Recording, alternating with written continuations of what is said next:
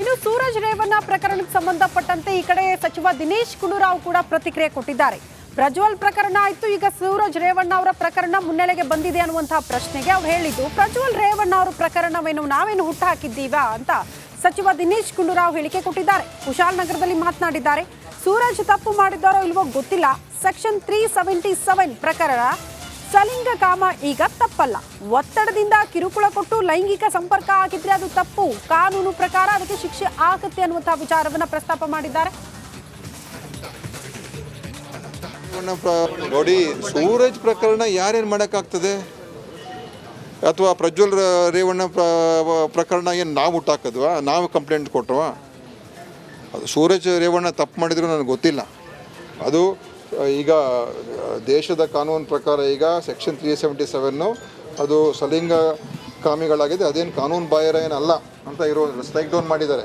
ಆದರೆ ಒತ್ತಡ ಮಾಡಿ ಅಥವಾ ಅವರ ಒಂದು ಕಿರುಕುಳ ಕೊಟ್ಟು ಲೈಂಗಿಕ ಸಂಪರ್ಕ ಆಗಿದ್ದರೆ ಅದು ಸಮಸ್ಯೆ ಆಗ್ತದೆ.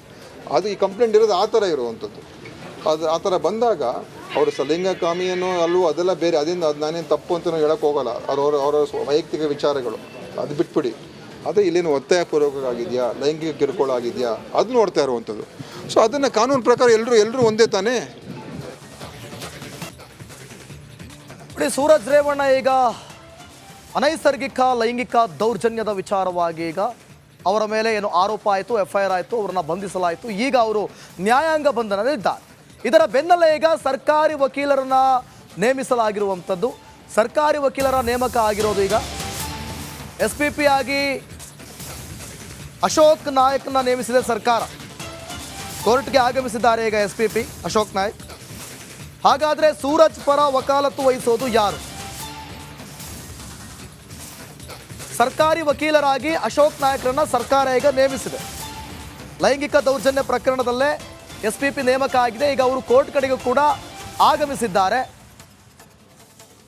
ಈಗ ನೋಡಿ, ನಿನ್ನೆ ಆಗಮಿಸಿದಂತಹ ಅವರ ಆಪ್ತ ವಕೀಲರೇನಾದರೂ ಇವರ ಪರವಾಗಿ ವಕಾಲು ವಹಿಸ್ಬೋದಾ?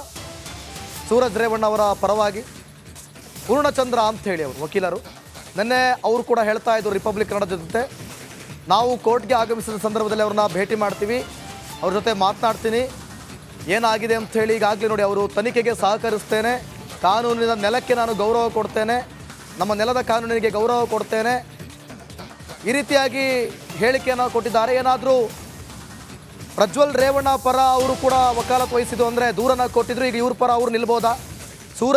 ಸೂರಜ್ ಸಲಿಂಗ ಕಾಮಕಾಂಡ ಕೇಸ್ ತನಿಖೆ ಈಗ ಚುರುಕುಗೊಳ್ತಾ ಇದೆ. CID ADGP BK ಸಿಂಗ್ ನೇತೃತ್ವದಲ್ಲಿ ತಂಡ ನೇಮಕಗೊಂಡಿದೆ. ಓರ್ವ DIG, ಓರ್ವ SP ಮತ್ತು ಓರ್ವ DYSP ಇವರ ನೇತೃತ್ವದಲ್ಲಿ ತನಿಖೆ ಆರಂಭ ಆಗುತ್ತೆ. ಓರ್ವ ಇನ್ಸ್ಪೆಕ್ಟರ್ ಒಳಗೊಂಡ ತಂಡ ರಚನೆಯಾಗಿದೆ.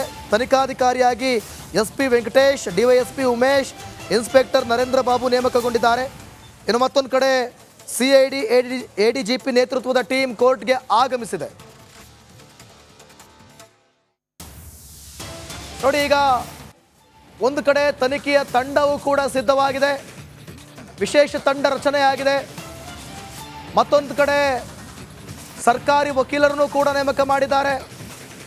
ಆದರೆ ಸೂರಜ್ ಪರ ಯಾರಿರ್ತಾರೆ ಈ ಬಗ್ಗೆ ಮತ್ತಷ್ಟು ಮಾಹಿತಿಯನ್ನು ಕೊಡ್ತಾರೆ ನಮ್ಮ ಪ್ರತಿನಿಧಿ ಮಾದೇಶ್ ಲೈವ್ನಲ್ಲಿ ಜಾಯ್ನ್ ಆಗ್ತಿದ್ದಾರೆ. ಮಾದೇಶ್, ಒಂದು ಕಡೆ ತನಿಖೆಯ ತಂಡ ರಚನೆ ಆಗಿದೆ, ಮತ್ತೊಂದು ಕಡೆ SPP ಆಯ್ಕೆ ಆಗಿದೆ.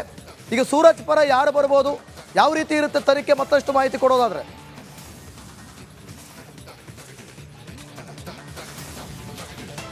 ದಿವಿತ್, ಈಗಾಗಲೇ ಸೂರಜ್ ರೇವಣ್ಣ ಅವರ ವಿರುದ್ಧ ಪ್ರಕರಣಕ್ಕೆ ಸಂಬಂಧಪಟ್ಟಂತೆ ಅಂದರೆ ಸಲಿಂಗ ಕಾಮ ಪ್ರಕರಣಕ್ಕೆ ಸಂಬಂಧಪಟ್ಟಂತೆ CID ಅಧಿಕೃತವಾಗಿ ಇವತ್ತು ತನಿಖೆಯನ್ನು ಶುರು ಮಾಡಿದೆ. ಈಗಾಗಲೇ ವಿಶೇಷ ತಂಡವನ್ನು BK Singh, ADGP BK Singh ಅವರ ನೇತೃತ್ವದಲ್ಲಿ ರಚನೆ ಮಾಡುವಂಥ ಕೆಲಸ ಕೂಡ ಆಗಿದೆ. ಇದರಲ್ಲಿ ಓರ್ವ DIG ಅಧಿಕಾರಿ ಮತ್ತು SP ಮತ್ತು DYSP ಹಾಗೂ ಇನ್ಸ್ಪೆಕ್ಟರ್ಗಳ ಸೇರಿದ ತಂಡ ಈಗಾಗಲೇ ರೆಡಿ ಆಗಿದೆ. ಈಗಾಗಲೇ ಈ ಒಂದು ಕೇಸ್ನ ಸಂಬಂಧ ಫೈಲನ್ನು ತೆಗೆದುಕೊಂಡು ಕೋರ್ಟ್ಗೆ ಆಗಮಿಸಿ ಅರ್ಜಿಯನ್ನು ಸಲ್ಲಿಸಿದ್ದಾರೆ. ಅಂದರೆ ನ್ಯಾಯಾಂಗ ಬಂಧನದಲ್ಲಿರುವ ಆಗಿರುವಂತಹ ಸೂರಜ್ ರೇವಣ್ಣರವರನ್ನ ಹೆಚ್ಚಿನ ತನಿಖೆ ನಡೆಸೋದಕ್ಕೆ, ವಿಚಾರಣೆ ನಡೆಸೋದಕ್ಕೆ ಬಾಡಿ ವಾರೆಂಟ್ ಮೇಲೆ ಅವರನ್ನ ಕಸ್ಟಡಿಗೆ ಕೇಳಿ ಈಗಾಗಲೇ ಮನವಿಯನ್ನು ಕೂಡ ಸಿಐಡಿ ಪರ ವಕೀಲರು ಅಂದ್ರೆ SPP ಅಶೋಕ್ ನಾಯಕ್ ಅವರು ಅರ್ಜಿಯನ್ನು ಸಲ್ಲಿಸುವಂತ ಕೆಲಸವನ್ನು ಮಾಡಿದ್ದಾರೆ.